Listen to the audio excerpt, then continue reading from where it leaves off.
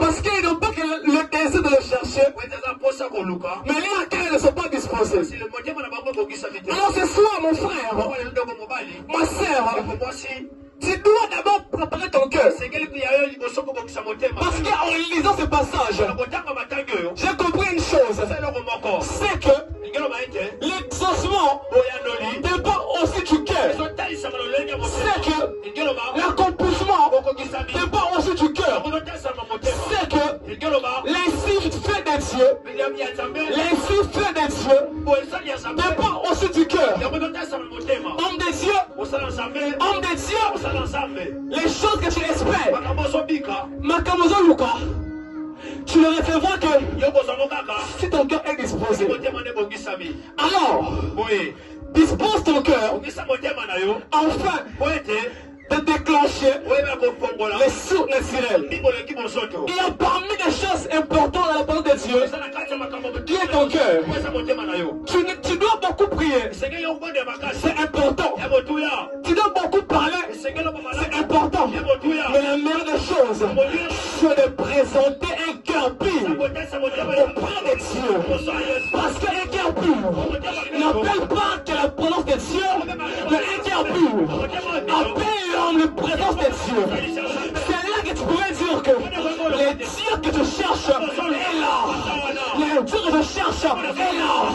Il est arrivé un temps où les hommes de Dieu peuvent manifester les surnaturels. Or, les manières pour naviguer dans les surnaturels, c'est le cœur. Et tout autant, la clé que beaucoup ignorent, le cœur. La clé que beaucoup cherchent, ce n'est pas des travail qu'il faisait le prophète. Ce n'est pas la sanctification. Ce n'est pas le jeûne et prière. Mais ce sont les disponibilités du cœur. C'est un cœur pur. Si tu es muet, il y a Anne qui me dit Amen. Parce que Anne a laissé l'exaucement et non pas qu'elle pleurait. Parce que son cœur était disposé. L'accomplissement attire.